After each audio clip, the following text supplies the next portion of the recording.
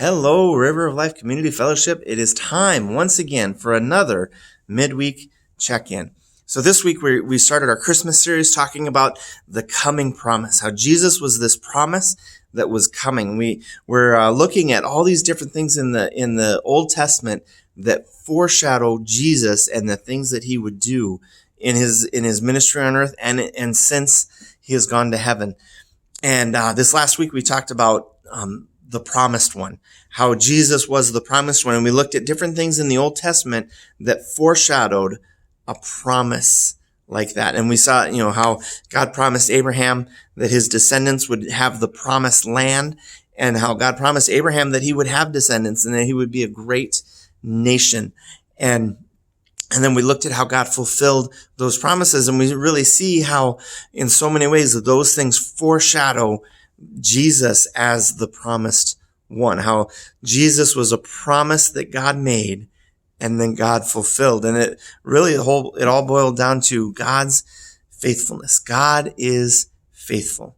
When he makes a promise, he fulfills a promise. When he makes a promise, he fulfills a promise. Now, it's not always in the way we think, or it's not always in the timing that we expect, but God always fulfills the promise. Like we talked about how it was 400 years from the time that God made the promise to Abraham that he would have descendants and that they would take the promised land.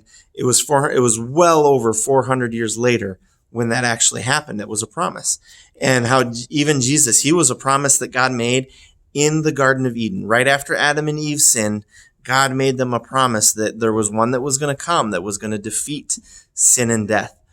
And then we had to wait for that promise, had to wait millennia for that promise. So God always fulfills this promise, but often we have to wait for that to come. And that's what we talked about this weekend. And I just wanted to talk a little bit more about the promises God makes and having to wait for them and how we really know what God is promising. Because sometimes that's a tricky thing. And, there are examples in the New Testament of people having to wait for God's promise to be fulfilled. Like we read through the Christmas story, the story of Jesus' birth, and there is so much promise in that Jesus is the Redeemer.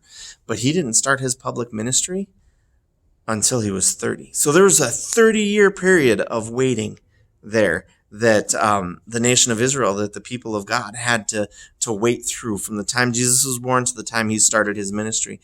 And even, we go beyond that into the book of Acts. Paul, when he was converted on the road to Damascus, he was told, "You will be my mouthpiece to the Gentiles."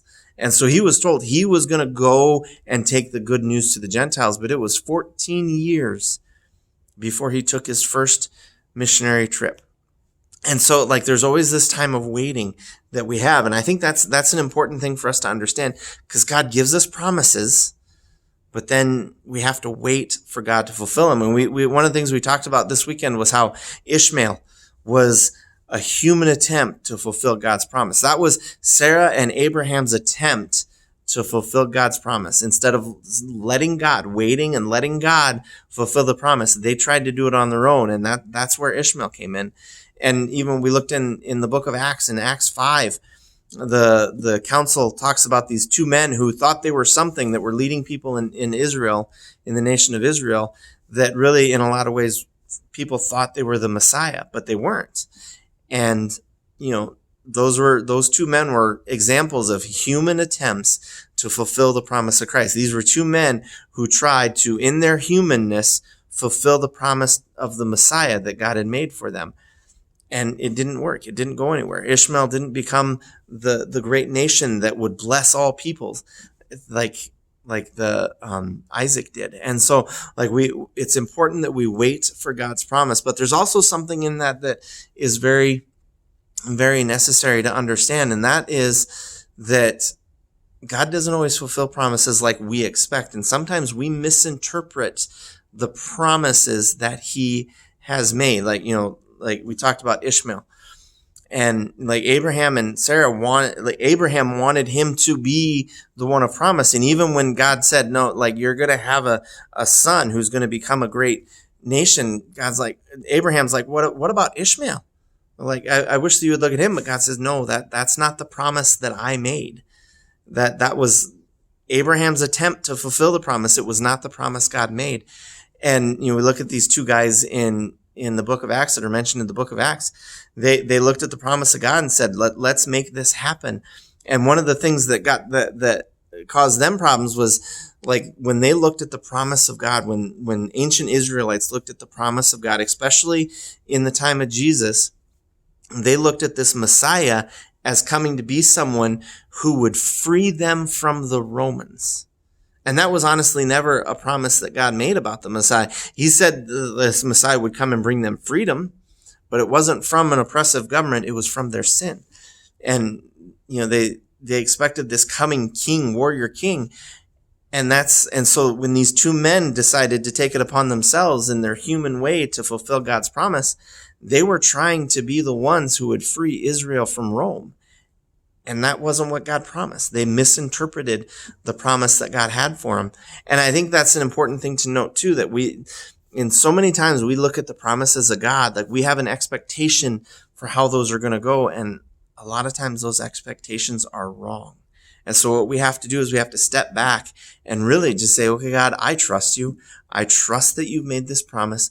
I trust that you're going to fulfill this promise. And then we need to ask him to reveal it to us, what the promise really is, not just what we expect the promise to be. And in our trust of him and in our trust of his faithfulness, we'll be able to see when he fulfills those promises. And I think that's an important thing, especially as we're in this Christmas season and, there's so much busyness, and then we had COVID on top of everything. It makes everything crazy, and there's all these things going on. And sometimes we lose sight of this promise that God made, that we have a Redeemer, that, we lose sight of. That's what we're really celebrating when we celebrate Christmas, that God sent a Redeemer. And so, I just want to encourage you as we look at these promises of God, and as you look at the promises God has made in your life, that God is faithful. And, we step back and we look at that when we look at Christmas, we look at God's faithfulness, but we need to make sure that we're stepping back and really just trusting God to fulfill the promise in his way and in his time, and that we need to be careful about what we expect of God, and that we're not misinterpreting the promise that he has made. So that's my encouragement to you. I hope and pray that God is speaking to you this week, and that you're seeing his faithfulness in the things that you do. Thanks, and God bless.